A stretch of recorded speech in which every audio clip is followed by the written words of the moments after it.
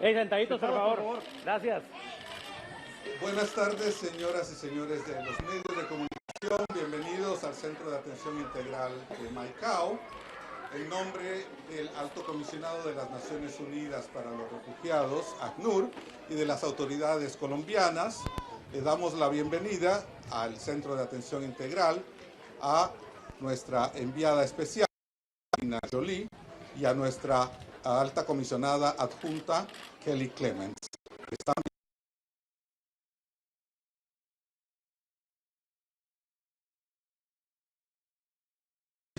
Una información, la enviada especial va a leer una declaración y después de eso va a continuar su visita con familias que están alojadas acá en el CAI.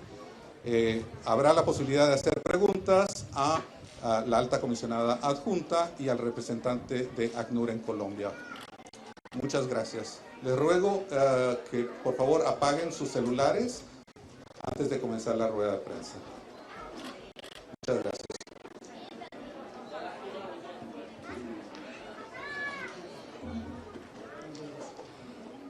Hello, everyone.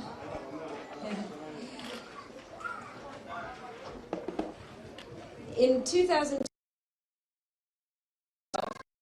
I was in Ecuador visiting some of the many Colombians who had fled the conflict.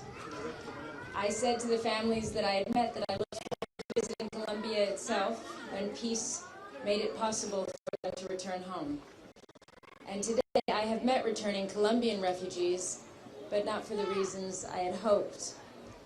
Over 400,000 Colombians who had been displaced to Venezuela had now been forced to return by the catastrophic situation there. They are alongside 1.3 million Venezuelan refugees who have sought protection in Colombia. In addition, 3.3 million Venezuelan nationals are crossing the border for short periods of time to find supplies and basic assistance. The impact on public services here in Colombia is staggering. Some border hospitals are now providing emergency health care to as many Venezuelans as Colombians. Many schools have doubled the number of students in their classrooms. But Colombia still has kept its borders open and is doing everything it can to absorb these unprecedented numbers of desperate people. Colombians know displacement all too well. This country has experienced 50 years of war.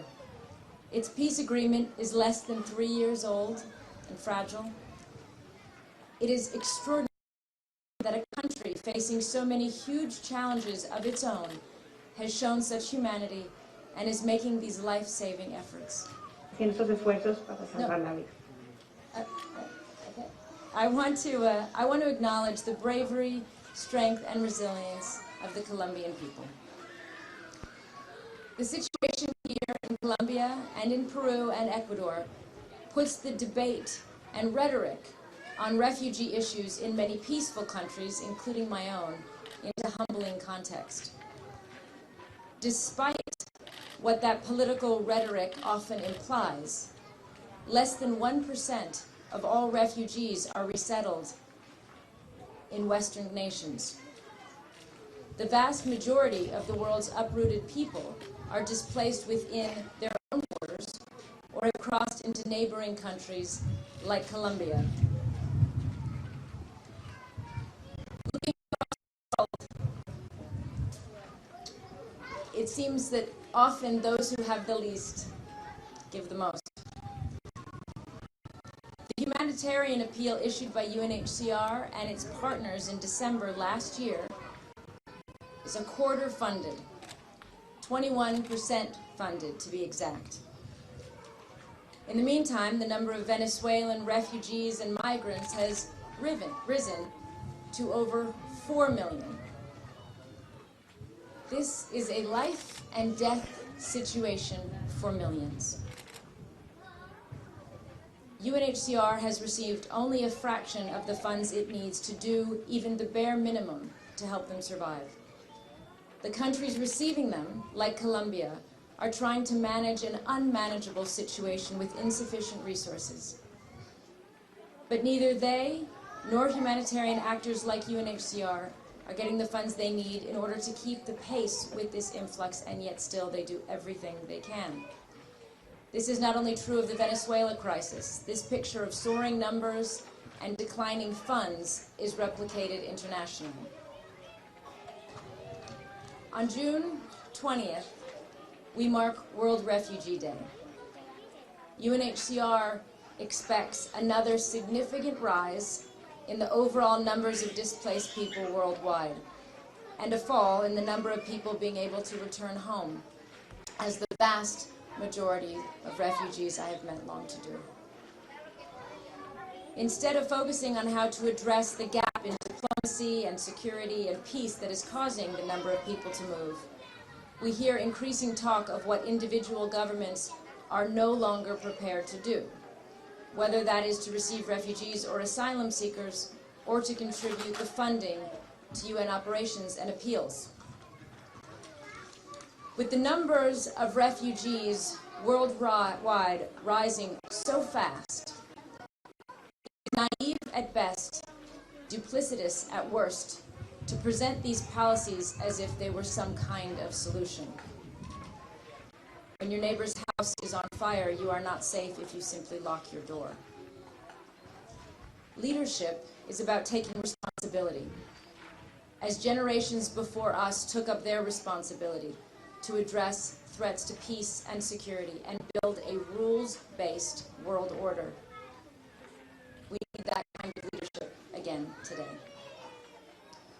In the meantime, it is not possible to put a value on the support that Colombia and Peru and Ecuador are giving the people of Venezuela, because it is at the core of what it is to be human.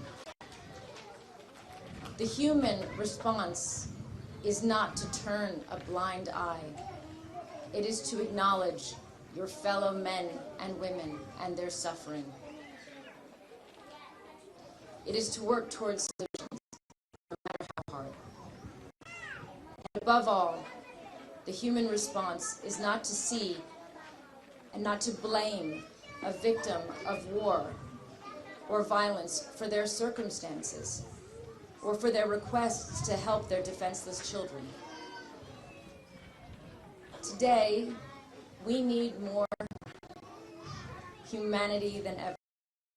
A rational thinking from people who are unafraid to take responsibility and leadership.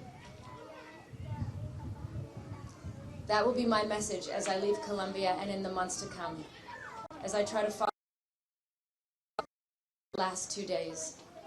I will not forget what I have seen here. I will not forget the Venezuelan people I have met here. My hearts are with them, and I hope to return soon. Thank you very much.